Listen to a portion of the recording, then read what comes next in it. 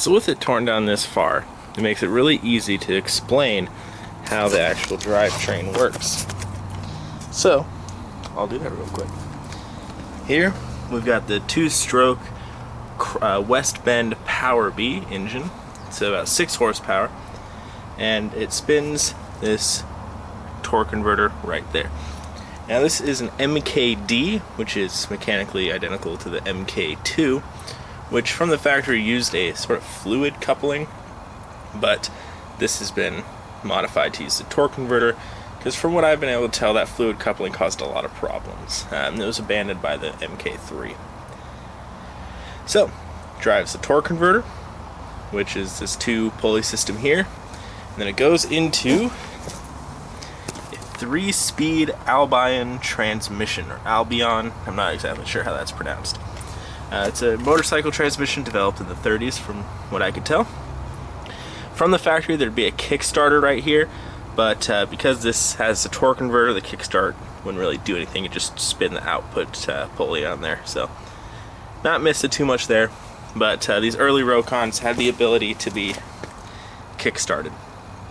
3-speed transmission. In my initial video I was wrong. This apparently can be shifted on the fly.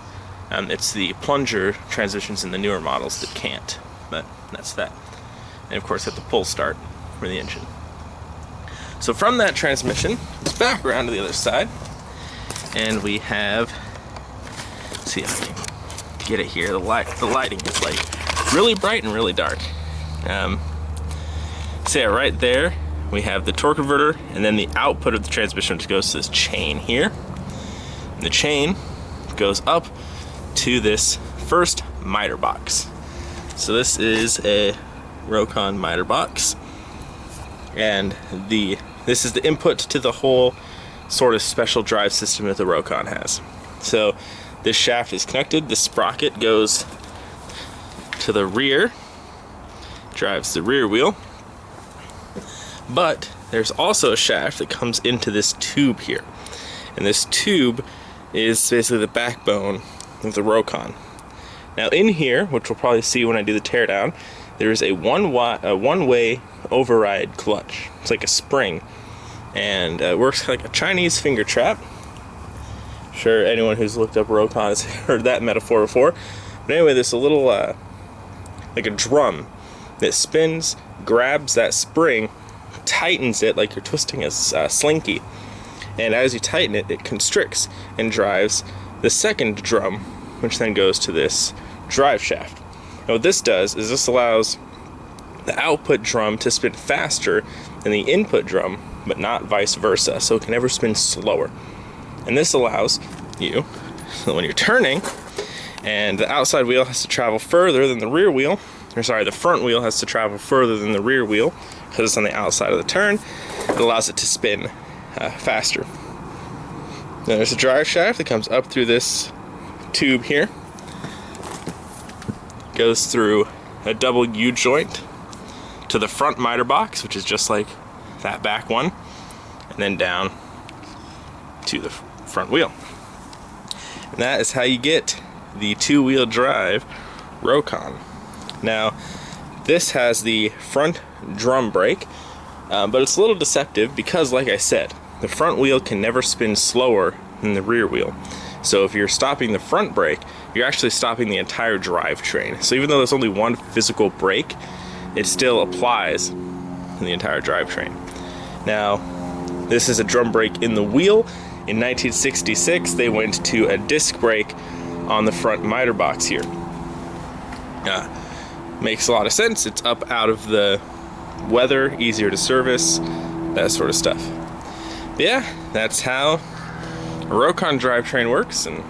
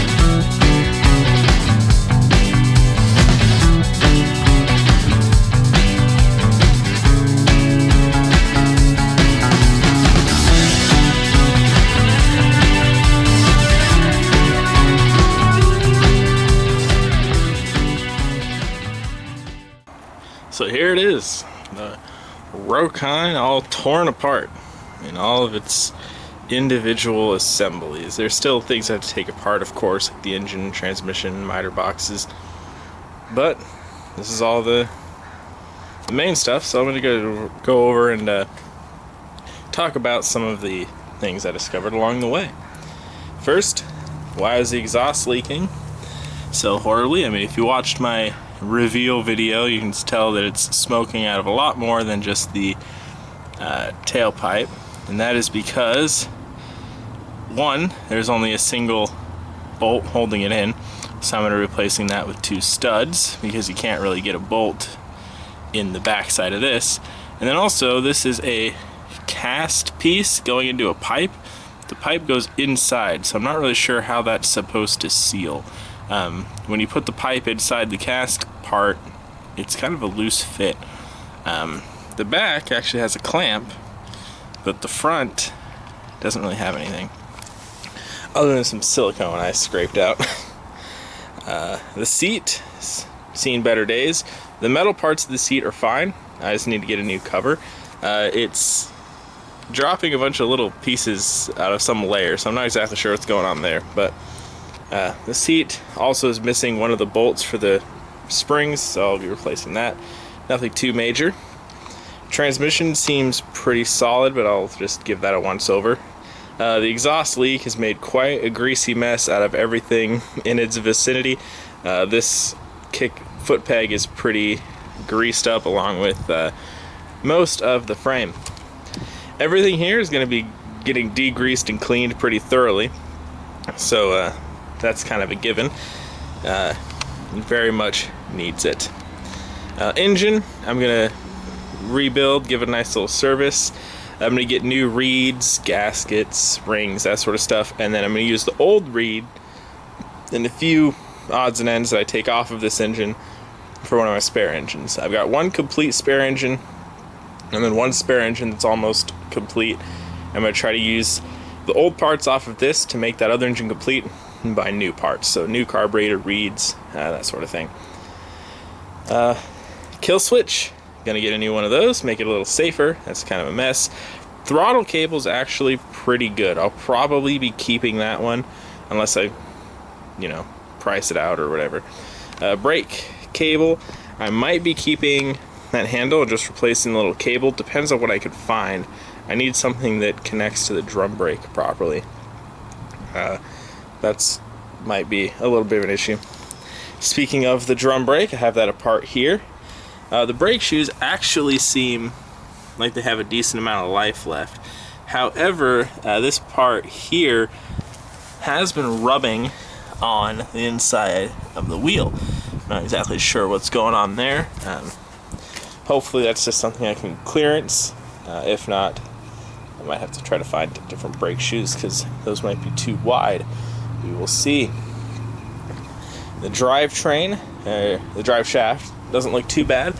That spring, I think, is still in one piece. I'm gonna have to take it apart to try to see what condition it's in, because it looks a little messed up, but I'm not sure if that's just because it's has different tensions or whatever. But yeah, trying to get new bearings and seals throughout. Chains, I might try to degrease those and reuse them and re-oil them, but I might just get new chains. Depends on what that all goes for. But yeah, everything is pretty solid. I didn't notice any cracks on the frame as I was taking it apart. It looks like the fish mouth portion there has been beefed up. I'm not sure if those extra parts are a factory or if those are reinforcements. Did notice there were grease fittings on the forks. I'm not sure if that's factory, so someone might have modified that a little bit. But for the most part, this actually seems like a pretty factory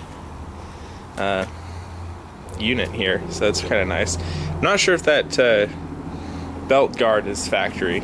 The ones I've seen have a little different design where they kind of narrow to one point in the front, but those were all MK3s that I saw. Kickstand is fine. I'm obviously going to get new hoses and a new fuel filter. But yeah, so few other things. There's a nice decal there that it was a little covered in paint when I first got it, so I thought it was worn off, but I was able to actually scrape off the crappy paint with my fingernail, so that actually came out pretty nice. And then also another one that came out pretty nice was this lubrication chart on the back of the fender here. This had a lot of paint on it. I was able to scrape that off, so that actually came out pretty nice. So it's always cool to have that original stuff. And then of course we've got the serial number. Let me see if I can get that on there. And if you can read that, that's MKD1001. This is actually the very first MKD ever made, so that's kind of cool. Never expected to have the first of something. It's a proper West Bend engine that's in this. So I have a Chrysler, this newer. I believe it went to Chrysler in the mid to late 60s. So correct engine. The fill plug on this wheel is good. I was able to take that off.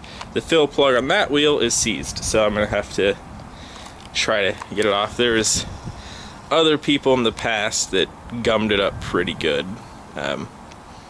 Not too much of that was me. I think it slipped once. So most of that's other people over the years. Try a little heat. Worked pretty well on the spare engines I was taking apart.